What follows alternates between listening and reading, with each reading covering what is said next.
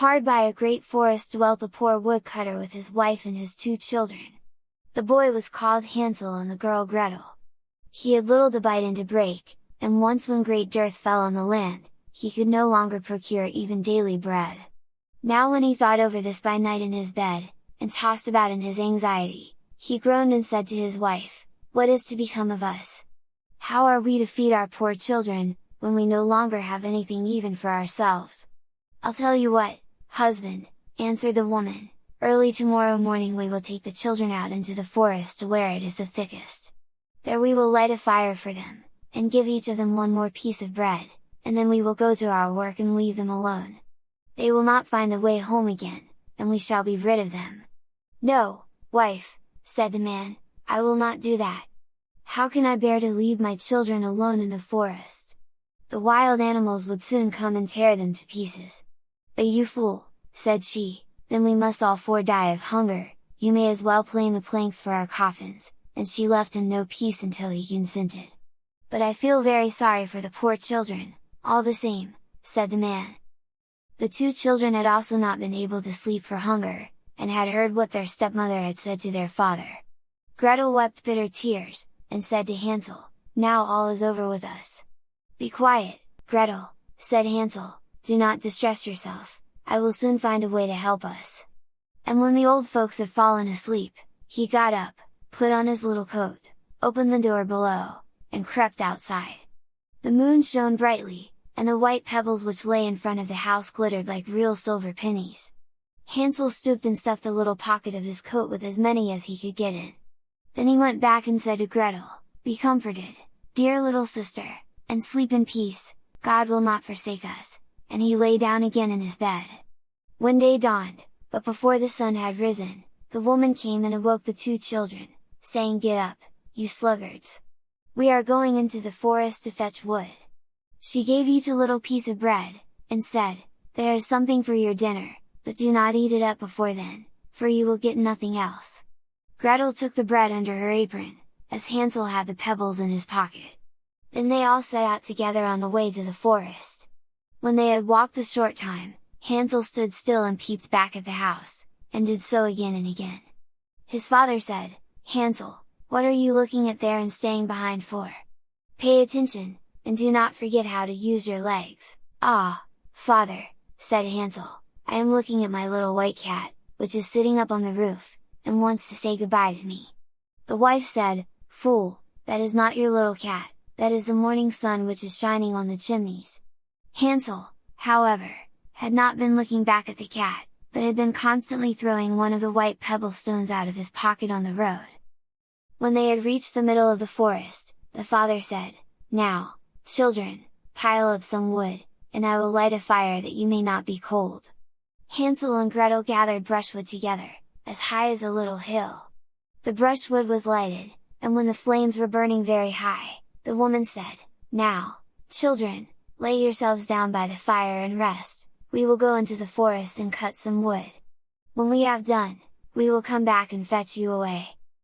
Hansel and Gretel sat by the fire, and when noon came, each ate a little piece of bread, and as they heard the strokes of the wood axe they believed that their father was near. It was not the axe, however, but a branch which he had fastened to a withered tree which the wind was blowing backwards and forwards. And as they had been sitting such a long time, their eyes closed with fatigue, and they fell fast asleep. When at last they awoke, it was already dark night. Gretel began to cry and said, "How are we to get out of the forest now?" But Hansel comforted her and said, "Just wait a little, until the moon has risen, and then we will soon find the way." And when the full moon had risen, Hansel took his little sister by the hand, and followed the pebbles which shone like newly coined silver pieces, and showed them the way. They walked the whole night long, and by break of day came once more to their father's house. They knocked at the door, and when the woman opened it and saw that it was Hansel and Gretel, she said, "You naughty children, why have you slept so long in the forest? We thought you were never coming back at all." The father, however, rejoiced, for it had cut him to the heart to leave them behind alone. Not long afterwards, there was once more great dearth throughout the land, and the children heard their mother saying at night to their father, "Everything is eaten again, we have 1/2 loaf left, and that is the end." "The children must go, we will take them farther into the wood, so that they will not find their way out again. There is no other means of saving ourselves." The man's heart was heavy, and he thought, "It would be better for you to share the last mouthful with your children." The woman, however, would listen to nothing that he had to say, but scolded and reproached him. "He who says A must say B, likewise," and as he had yielded the first time, he had to do so a second time also. The children, however, were still awake and had heard the conversation. When the old folks were asleep, Hansel again got up, and wanted to go out and pick up pebbles as he had done before, but the woman had locked the door, and Hansel could not get out. Nevertheless he comforted his little sister, and said, "Do not cry, Gretel, go to sleep quietly, the good God will help us." Early in the morning came the woman, and took the children out of their beds. Their piece of bread was given to them, but it was still smaller than the time before. On the way into the forest Hansel crumbled his in his pocket, and often stood still and threw a morsel on the ground. "Hansel, why do you stop and look round?" said the father. "Go on." "I am looking back at my little pigeon which is sitting on the roof, and wants to say goodbye to me," answered Hansel. "Fool!" said the woman, "that is not your little pigeon, that is the morning sun that is shining on the chimney." Hansel, however, little by little, threw all the crumbs on the path. The woman led the children still deeper into the forest, where they had never in their lives been before.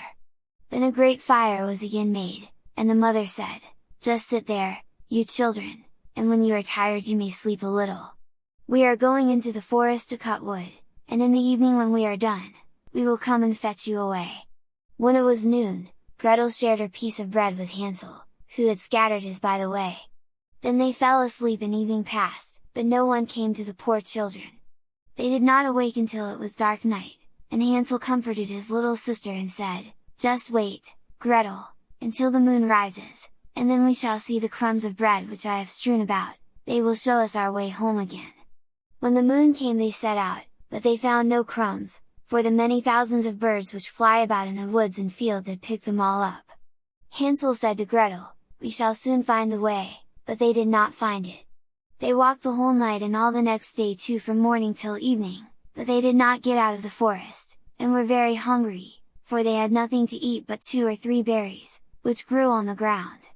And as they were so weary that their legs would carry them no longer, they lay down beneath a tree and fell asleep. It was now 3 mornings since they had left their father's house. They began to walk again, but they always came deeper into the forest, and if help did not come soon, they must die of hunger and weariness. When it was midday, they saw a beautiful snow-white bird sitting on a bough, which sang so delightfully that they stood still and listened to it, and when its song was over, it spread its wings and flew away before them, and they followed it until they reached a little house, on the roof of which it alighted. And when they approached the little house they saw that it was built of bread and covered with cakes, but that the windows were of clear sugar. "We will set to work on that," said Hansel, "and have a good meal. I will eat a bit of the roof, and you Gretel, can eat some of the window, it will taste sweet." Hansel reached up above, and broke off a little of the roof to try how it tasted, and Gretel leant against the window and nibbled at the panes. Then a soft voice cried from the parlour, "Nibble, nibble, gnaw, who's nibbling at my little house?" The children answered, "The wind, the heaven-born wind," and went on eating without disturbing themselves.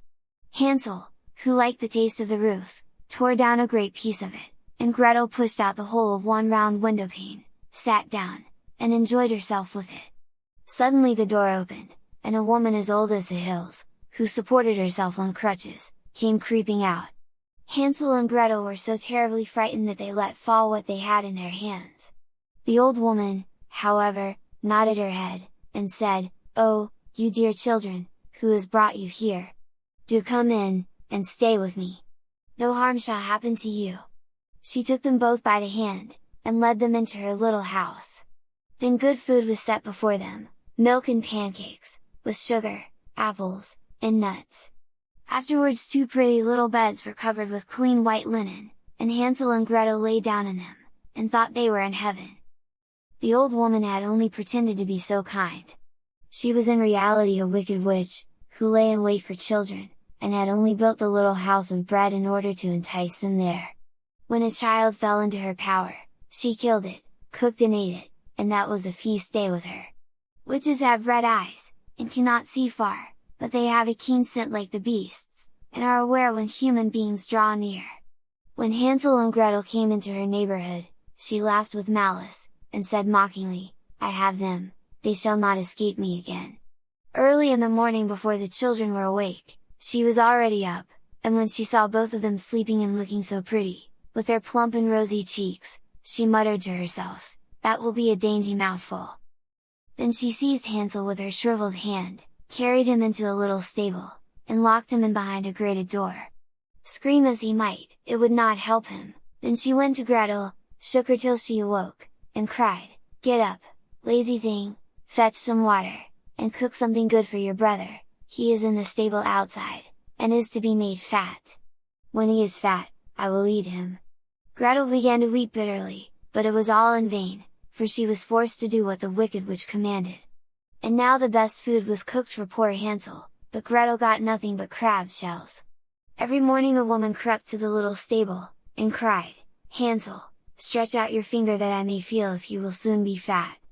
Hansel, however, stretched out a little bone to her, and the old woman, who had dim eyes, could not see it, and thought it was Hansel's finger, and was astonished that there was no way of fattening him. When 4 weeks had gone by, and Hansel still remained thin, she was seized with impatience and would not wait any longer. "Now, then, Gretel," she cried to the girl, "stir yourself, and bring some water. Let Hansel be fat or lean, tomorrow I will kill him, and cook him." Ah, how the poor little sister did lament when she had to fetch the water, and how her tears did flow down her cheeks! "Dear God, do help us," she cried. "If the wild beasts in the forest had but devoured us, we should at any rate have died together." "Just keep your noise to yourself," said the old woman, "it won't help you at all." Early in the morning, Gretel had to go out and hang up the cauldron with the water, and light the fire. "We will bake first," said the old woman, "I have already heated the oven, and kneaded the dough." She pushed poor Gretel out to the oven, from which flames of fire were already darting. "Creep in," said the witch, "and see if it properly heated, so that we can put the bread in." And once Gretel was inside, she intended to shut the oven and let her bake in it, and then she would eat her, too. But Gretel saw what she had in mind, and said, "I do not know how I am to do it. How do I get in?" "Silly goose," said the old woman, "the door is big enough. Just look, I can get in myself," and she crept up and thrust her head into the oven. Then Gretel gave her a push that drove her far into it, and shut the iron door, and fastened the bolt. Oh!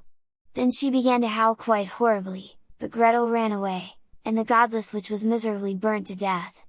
Gretel, however, ran like lightning to Hansel, opened his little stable, and cried, "Hansel, we are saved! The old witch is dead!" Then Hansel sprang like a bird from its cage when the door is opened. How they did rejoice and embrace each other, and dance about and kiss each other!